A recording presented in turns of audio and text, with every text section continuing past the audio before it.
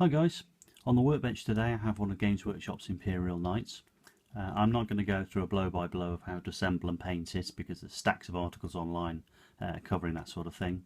Instead, what I want to talk about in this video is some of the different techniques and materials I use to enrich the metals.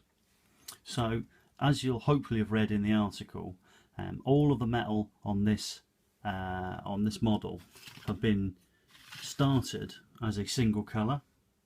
So I've used basically just silver, which is the natural colour of all metallic paints. The only difference between the metallic paints is the pigment they add to change the look of it. They all start with exactly the same metal.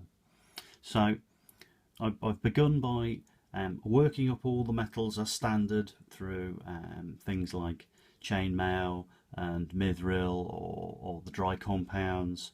And just using dry brushes and you know, standard techniques just to get the metal to a standard I want. Washed it back with a dark black brown wash, and then re-highlighted it to get the finish you see here.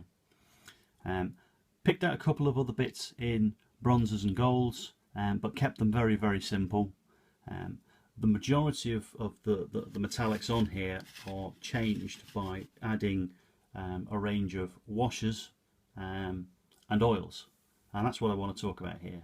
So things like the knee, for example, and the armour here, or the ornate trim, is actually done using a wash over the top of the metal finish.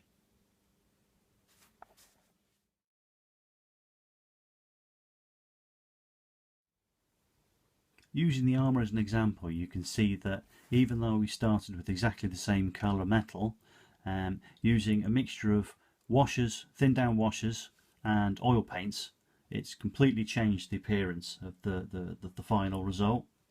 What I'm going to talk about here is just how you achieve that.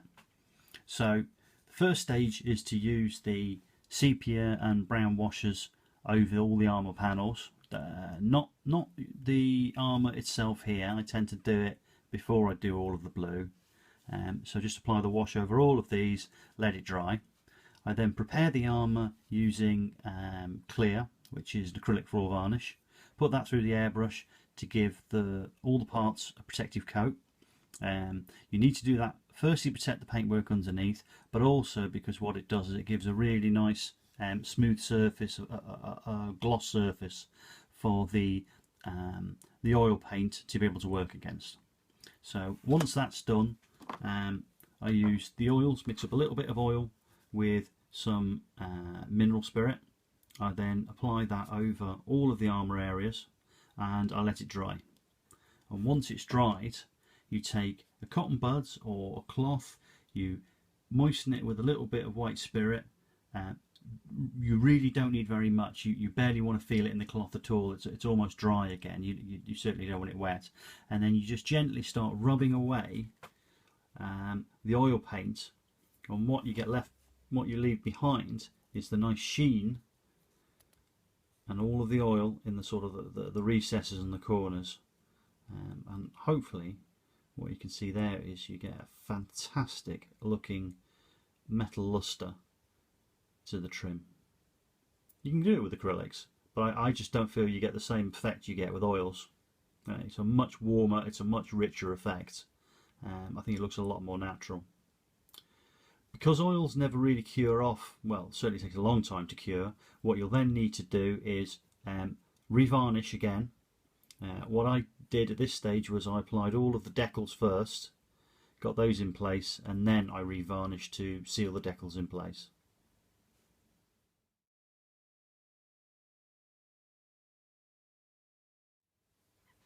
The other enhancement I made to the metals was for the ends of the gun barrels. Hopefully you can see along the barrel of the stubber here and on the melter all the discoloration from the heat. These were achieved using inks which I put through the airbrush. They're acrylic artist inks, such as these ones. You can use washers. Games Workshop's washers will also work just as well through the airbrush. They're not quite as effective, I found, as the artist inks. These are very rich in pigment. So what I do is, you can put them through neat, and you'll get an effect very similar to this. I tend to water them down slightly, although I use clear or a varnish to water them down. The reason being, I don't want to change the viscosity too much. I want the inks to stay pretty much where I put them. So on here you're doing increasingly narrow bands working from the back all the way to the front. So here, for example, I've airbrushed on red ink, followed by purple, followed by blue, followed by black. The black's very predominant around the tip, but hopefully you can see you get a nice graduation there. On the stubber, for example, again I've omitted the black and I've just gone red through blue through to purple. I think this adds a really great effect to the guns, and it's not as hard to achieve as you might think. You don't have to use an airbrush. You can brush them on, you could stipple them on. If you keep the washes really thin, or if you use inks, if you keep them really thin, you can build them up gradually, layer by layer. You won't get quite the same graduation you will with an airbrush, but you'll still get a very good effect, particularly on things like the stubber. You can do the same with the exhaust stacks. I haven't done those yet. I need to start building up the soot deposits and the discoloration on the exhausts, but hopefully you get an idea of some of the extra effects you can get over the basic metal colour.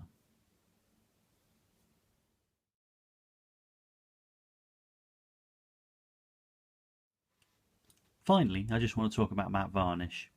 I've given the whole model a coat of matte varnish over the armour. Partly this is because it looks an awful lot better and it helps homogenise all the effects together, but mostly it's because I want to then go over with a series of dry effects or pigments, such as those on the base.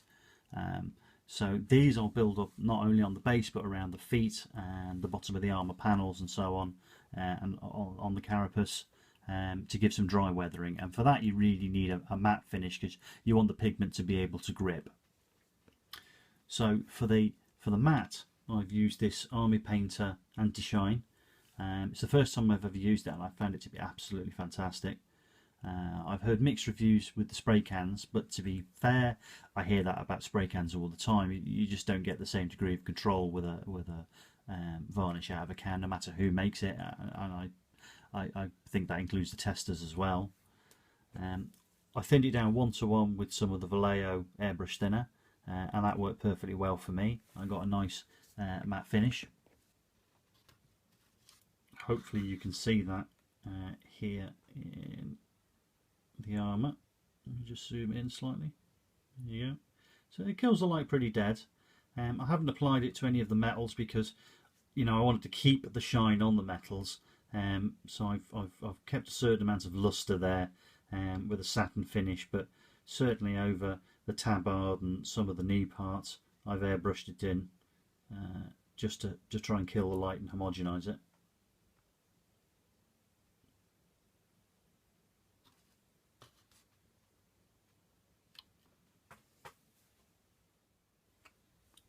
So there you have it.